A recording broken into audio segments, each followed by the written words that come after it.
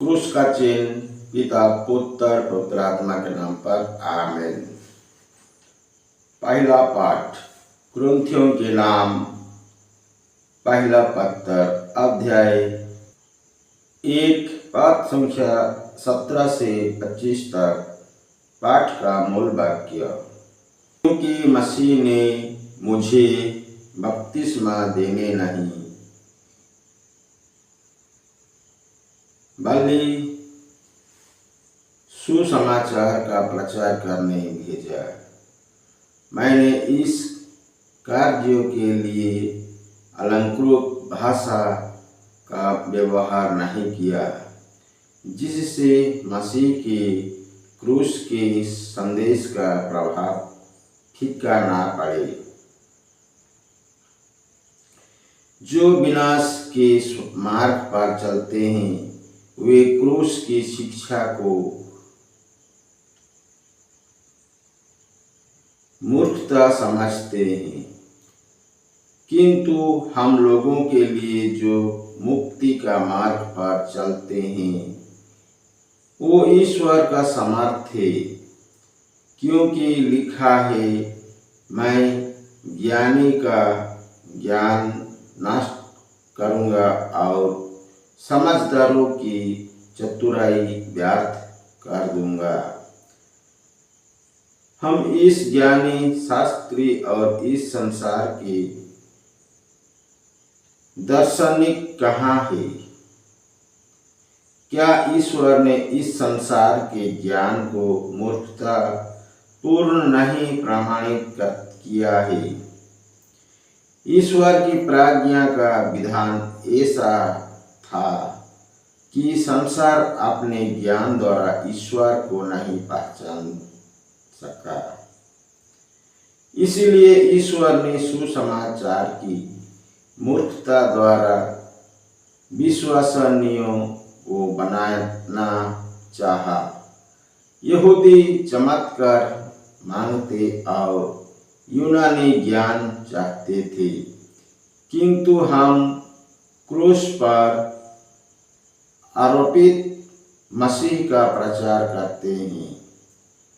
ये यहूदियों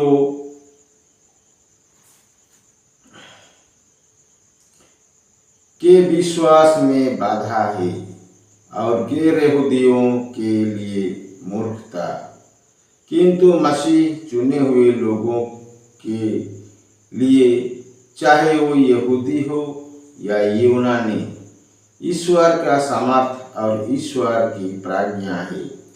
क्योंकि ईश्वर की मूर्खता मनुष्यों से अधिक विवेकपूर्ण और ईश्वर की दुर्बलता मनुष्यों से अधिक शक्तिशाली है। यह प्रभु की वाणी है। ईश्वर को धन्यवाद। सुसमाचार। संत मत्ती के अनुसार पवित्र सुसमाचार अध्याय 25 पद संख्या 1 से लेकर 13 तक। पाठ का मूल वाक्य। उस समय स्वर्ग का राज्य उन 10 कुंवारियों के सदृश होगा जो अपने अपने मशाल लेकर दूल्हे की अगवानी करने निकली। उनमें से 5 नासमाज थी और 5 समझदार।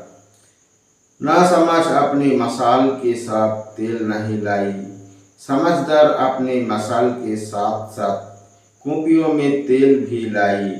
दूल्हे के आने में देर हो जाने पर सब ऊँधने लगी और सो गई। आधी रात को आवाज आई, देखो दूल्हा आ रहा है, उनकी अगवानी करने जाओ। तब सब कुंवारियों उठी और अपने अपने मशाल संवारने लगी।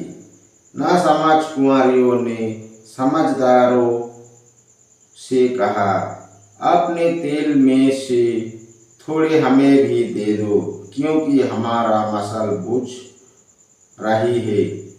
समझदारों ने उत्तर दिया, क्यों जाने कहीं हमारी और तुम्हारे लिए तेल पूरा ना हो।